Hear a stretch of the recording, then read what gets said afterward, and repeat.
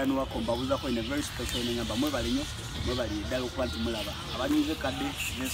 mukolecho abatanabanyuza munyige subscribe like share comment na buli kimwe kigenda maso mbeka nabo nine president Lanek abayimbi ba gospel mwe nawo mumumanyi president wamwe wanatagudde dalu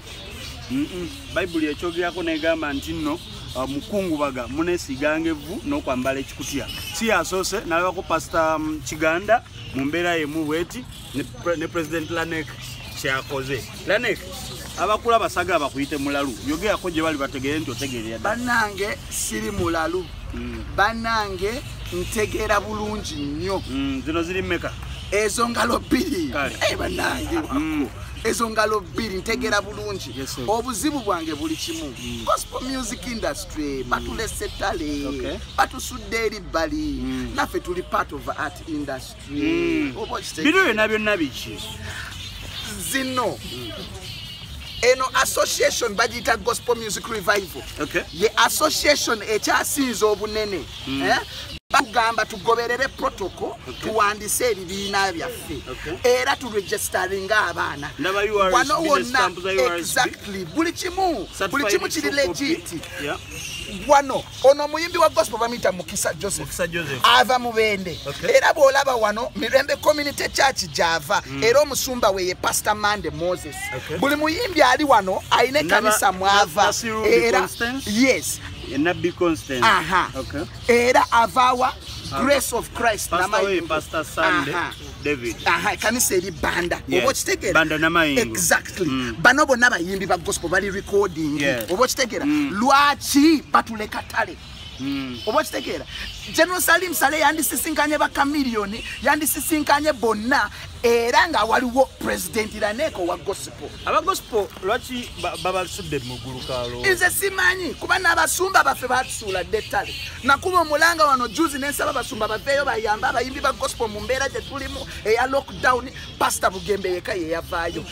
ate yavaayo because ye muyimbi amanya abayimbi kye bakola ki kye bayitamu Laneke omuntu ali eyo saga kutwala because gwo omu ku basajja abasinga sente mu gospel ovuga benzi oswa bulungi obadde bweru ne kati bakutunulya ng'oli bwoti njagala jaso basomere kyawandikirwa wawe kigamba nti nno omuntu ajja babaana abanga akungubaga ajja kwesigevu kyawandikibwawa era bagende banoonye mu bassekabaka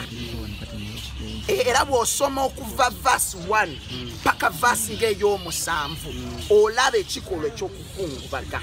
era ne Pastor David Kiganda naye yavaayo ku lwambeera y'abasumba mbeera ya kanisa kankubuulire mu kanisa mulimu abakubi b'ebivuga bebakuba oyo praise and worship golaba bonna bali kuno ba producers ba DJ ba instrumentalists choir dancing group industry ya gospel yetongoji wale sinkanyeko abamu ku bakulu abatwala abantu ba Jenosale ku mbeera eno ne kati kankubuulire bwe mpandikira Balama mpa blue tick bwe mpandikira Abitex mpa blue tick bwe mpandikira Sindi ne mukubira amasimu tagakwata wale nyeza kutala ko baita Fina Mugerwa masanyalaze Fina Mugerwa yankubidde ne simu ne ngamba nze sagala kunkubira bukubizi simu njagala nzije nnyonyole general kiche tuyitamu waliwo ekigambi bwanti no waliwo sente zoyada miliyoni nga 2.3 ezigenda okugabanyizibwa abantu abayimbi ba gospel ngera ziva Jenosale okimanyiko njagala kujjayo nze nsooke nnyonyole general ebizibu omuyimbi wa gospel bagala makanisa okimanyi abayimbi nga banaki Julian yayina concert ku Serena teyasobola kubeerawo Levixon yayina concert edambole oba okitegeera bikiki gundi ne bitasobola kola ki kubeerawo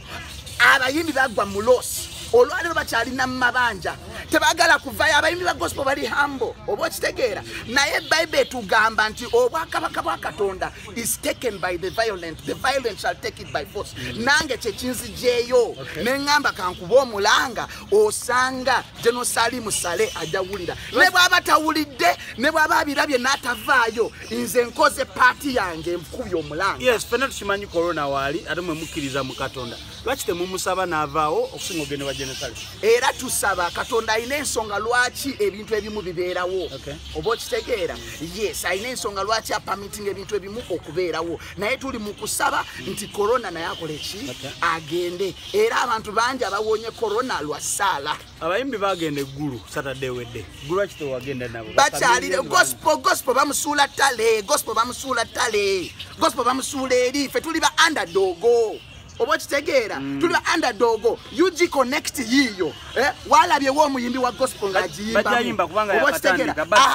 njagala nga abamisiri we balina Saturday naffe aba gospel batuwe Sunday kawongezi Sunday lunaku lwakusaba abantu bonna babeera mu church bwe bava mu church badde ku TV balabe UG Connect gospel edition nga president Laneke nze MC because nze manya abayimbi ekintu ekyo twabadde tukikola ewa Pastor Senyongo kumala omwaka mulamba twayimbisa abayimbi abasuka mu 100 ekyo kye twagala naffe tufiibweko President Laneke naffe twetaaga platform nkimanyi bulungi okwatagana n'abasumba bangi era abasumba bakuyambyeko oba genocide oyagala ogenda genocide Buganda wa President Yoweri Kaguta Museveni nate ya President Yoweri Kaguta Museveni ayina muwala we omusumba mu nnyumba yaabwe mulimu bishop mulimu apostle mulimu prophetess mulimu pastor Patience Wabwogo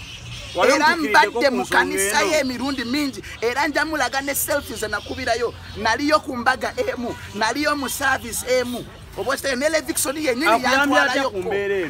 anti protocol is ebintu ebyokuwandika amabaluwa ebyokuwandika email nze sibitegeera nze ngamba ekintu kimu Laneke jangu nkuwe olabe bwesijje oba okitegeera yes obaka bw'osemba yali genocide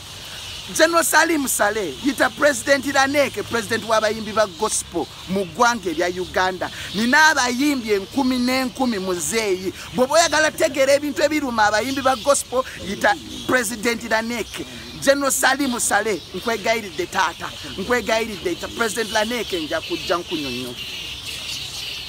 President